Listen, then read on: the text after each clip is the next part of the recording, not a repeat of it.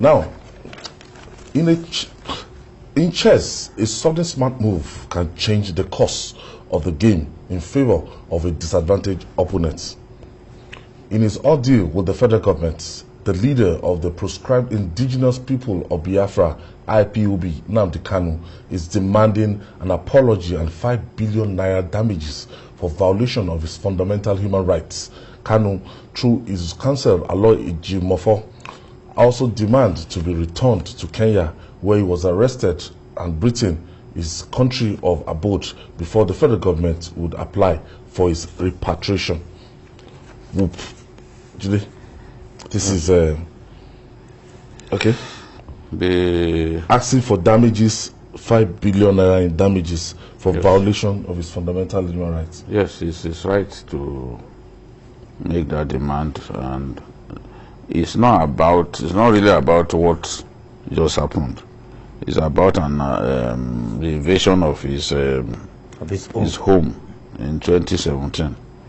So he's saying that his rights were infringed on the day, and that the courts should now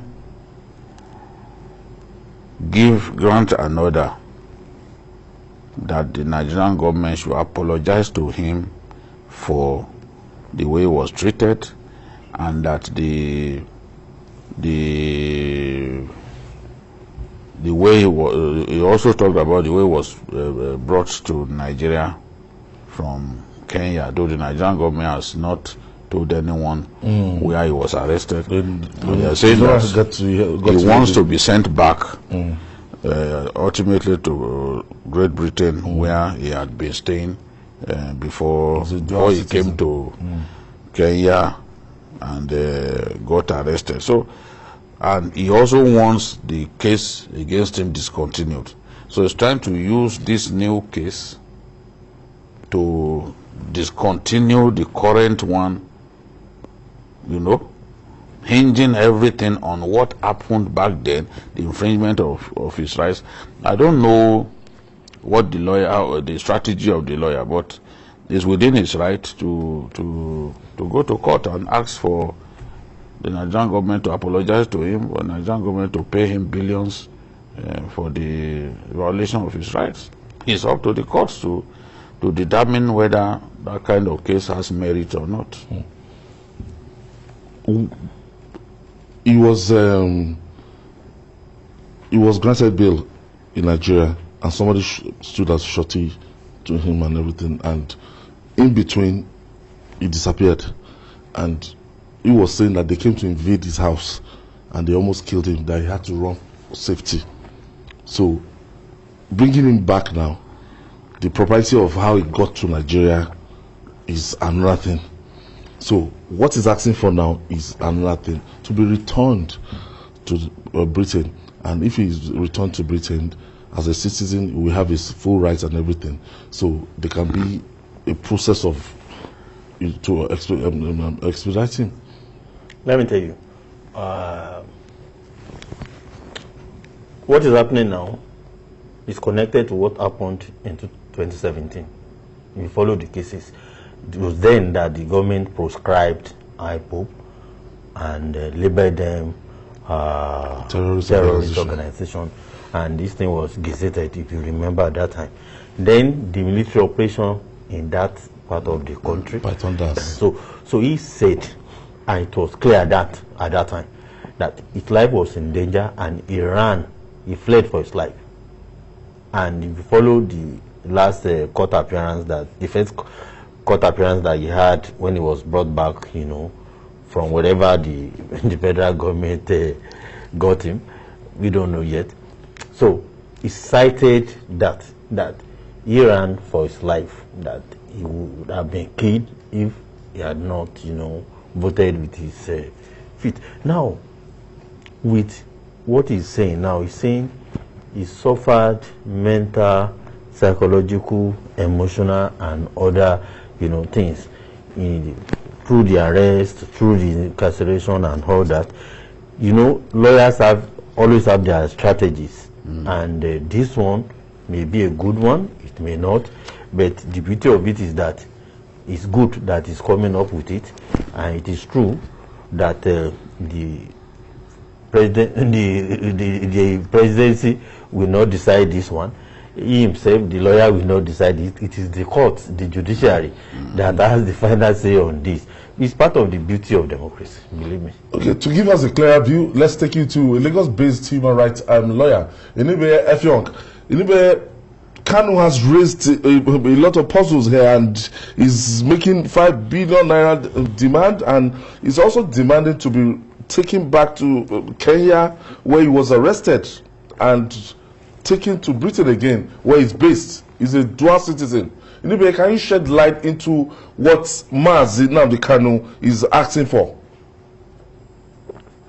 Good afternoon, and thank you for having me. The interesting part about this case is that it will offer the federal government an opportunity to come out clean on certain matters relating to Nnamdi Kanu that have been lingering since 2017.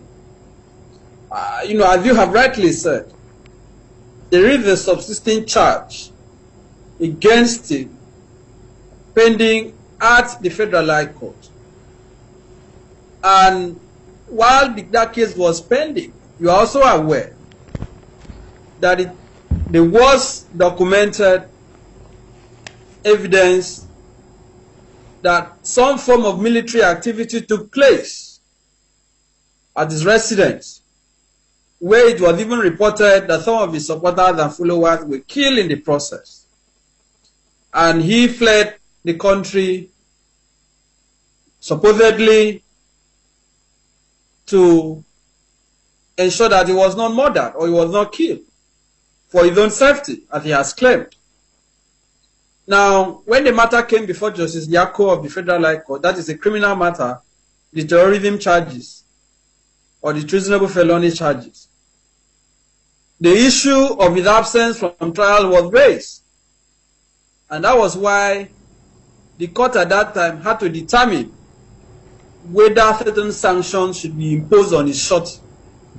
At that time, his shorty had made the point that the person he stood shorty for left the country involuntarily, having been forced by the military following the invasion of his home. There was never an opportunity, or a clear opportunity, or I would say, Justice Yako, the trial court, the trial judge, appears, to have been a bit hesitant to go into the merit of that matter. So for me, this is a good opportunity for Nigerians to know why that action had to take place in his residence even after he had been tried. If it related to the terms of his bail, if the excuse or the defense of the federal government is going to be that he had breached the terms of his bail, then the question will be between the prosecutor, the federal government of Nigeria, and the court, who is in a position to determine whether the terms of bail was breached by Nnamdi Kanu in 2017 or not. The other aspect of this is the manner in which he was brought back into the country. From all that we know, subject to the findings of the court, it does appear that he was brought back to the country against his will. In other words, there has been a chain of activities from 2017 to date. Now, ordinarily, once somebody is standing trial and the person fails to appear for his trial, the court has the power to revoke his bail, which was what happened in this case. And that person is liable to be arrested. We will not be having this debate, this argument, if Nnamdi Kanu was arrested within the territory of the Federal Republic of Nigeria.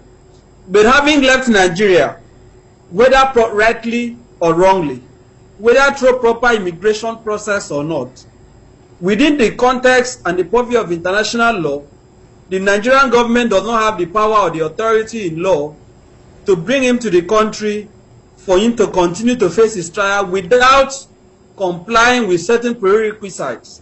Principal among these being the extradition process. There is no evidence on record that Nnamdi Kanu was ever subjected to that process in Kenya. What they did is what is known as international law. Can you take us through this process? Because I was told from my findings the process of extradition is somehow long and cumbersome, and we don't have any, as you said, we don't have any evidence that Nnamdi Kanu was taken through this process. So his lawyers, they are claiming that he was abducted, that he was kidnapped to be brought to Nigeria for trial. I do agree with his lawyers, because as of now, extradition is not something that is done in secret. It is a judicial proceeding. It's not something that is done behind the party that is the subject of extradition. If I am to be extradited to the US, look at the case of Warri, for example, and that will take me to explanation of the process. Within Nigeria, if this were to happen in Nigeria, like the case of Warri, we have the Extradition Act. And of course, there is also extradition treaties between Nigeria and other countries in the world. Normally, when somebody is a subject of criminal investigation or is wanted by a foreign country for purpose of prosecution on account of infraction, the government where the subject is residing has to go before the court in that country and file an application seeking consent of the court for that person to be forcefully taken out of that country into the country that is being sought. That is what extradition essentially means. Even when that process has been determined by that court, that person has the right of appeal. And I will refer you to the case of Obanikoro, if I'm not mistaken. If I'm not mistaken, Senator Obanikoro, who was wanted by the US government. And even after a federal high court had given a decision, the matter went further to the Court of Appeal. You can also cite the case of Julian Azanga, right, who is being wanted in part by the United States government. You see the process that he has to go through, where the process has been ongoing. So the fact that it takes time is not a justification for the government of Nigeria to resort to this brazen, this arbitrary action. If Nigeria is a civilized country, if Nigeria is a member of the international community, look at what is happening in the case of Sunday Igboho. It is exactly the same thing. Benin Republic is now teaching Nigeria rule of law. And for me, that is an embarrassment to what is supposed to be the president of Africa. Because the government of Nigeria is looking for Sunday Igboho, but the government of Benin Republic said, no, we cannot just allow you to take him without going through the process of extradition through our judiciary. That is the right that Nnamdi Kanu was entitled to under the law. But whether this high court in Oka can give an order for Nnamdi Kanu to be returned to Kenya as his lawyer has prayed for, or to the UK, is a very tall order. I'm not going to determine that, but I think they have a lot of argument to make to succeed on that point. But I do agree that if the court finds that indeed the process by which his home was invaded, the manner in which the military went to his house was wrong, then he is entitled to damages, is entitled to public apology. If the court also finds that the manner in which he was even brought to the country was wrong, that is also a violation of his right. But whether that is sufficient, whether that would be a legal basis for him to be taken back to the Kenya or to UK is a different thing. Why am I saying so? Why do you think the federal government... you have a pending charge. Anyway, why do you think the federal government... the Federal High Court? What do you think the federal government, why do you think they're quiet on how he was brought in and where he was brought from? Is it the manner in which he was brought in? That's why it's like a top state secret. Nobody's talking about it. They will now be forced. That is why I started by saying that the good thing, or one good thing about this case, is that Nnamdi Kanu, through his lawyers, will now force the hand of the federal government. Because they have to file a counter-affidavit to the suit. And they must disclose the circumstances under which he was brought back to the country. They don't have a choice at this point. They have to disclose how they brought him back to the country. They have to also disclose what led to the invasion of his home. At this point, they do not have a choice. Because if the suit is not contested, the natural thing is for the court to grant the involved. They are denying already. No, they can deny it to Nigerians, but they cannot deny it before the court. Because if they are saying that they went through due process, they have to exhibit evidence of that due process. They have to demonstrate that there was an extradition process, which never took place. This couldn't have been done the way, we know extradition process to work. But don't forget, I have told you that the Federal High Court presided by Justice Nyanko in Abuja, is also seized of the charge against him. And that court is a court of concurrent jurisdiction with the High Court of Anambra State. In other words, the High Court of Anambra State will not necessarily determine the incidence of the pending charge before the Federal High Court. That is why I'm saying that whether Nnamdi Kanu will succeed in that aspect of his claim, I cannot really say. That is a tall order for them. But it is good that this case has been brought. It is an opportunity for, I hope that the High Court will be courageous, because this is one case that requires a lot of courage for the court to look at the matter dispassionately. And if the federal government is found to have violated due process, to have violated his right to life by attempting to kill him, if that is actually shown and established and proved, or that his right to dignity of the human person was violated, that he was tortured, he has alleged that his right to freedom of movement was infringed upon, Nnamdi Kanu is entitled to compensation and public apology. And the fact that IPOB was proscribed does not have any consequence on what I am saying. Because even the issue of proscription is still being litigated by the court in Nigeria. And let me make this point. Why is it that the federal government only make recourse to the court when it favored them? When they needed IPOB to be crushed so brutally, the government went and got an ex parte order to proscribe IPOB. But when they needed to bring back the leader of IPOB to face trial, the government treated with disdain that same due process. So we cannot have selective adherence to the rule of law. If you are saying that Nnamdi Kanu has committed offense against Nigeria, yes, you must subject him to the due process of law. Thank you for that insight. It's gentlemen, it's really fun because this case, at the end of the day, you know, the dimension you don't even expect is going to take the dimension. Because I've never really asked myself that, oh, you can't perpetrate illegality to say you want, because he's attending the trial, you want to try him. The way and manner in which you used to bring him back to the country will be talked about at a point in time. Yes, because his lawyer would definitely ask some pertinent questions. That is the thing. But, you know, in our job, what we do best is to simply wait for the judicial process to run its course, and then we are reporters, we are not judicial officers. We'll be here to talk about it. Yes, whatever happens. And don't forget that it's not only individuals that can be lawless or can commit crime. Even the state can be lawless. You get my point? It's very, the state can be a rogue. The state can be anything. If you don't follow the laws, you know, of then the state. Remember the 1984 Umaru Diko saga. You get me? Even though we were under military rule, this one we didn't say is the same thing, but whatever is the case, remember the case of Igboho. And don't forget that we are pursuing that one too. Remember the case of Igboho. Remember the case of Igboho. The state invaded his home around, you know, the DSS. The DSS, where is the state? So, and you saw what happened, and for hours nobody uttered a word until the media started, you know, insinuating. The video is everywhere.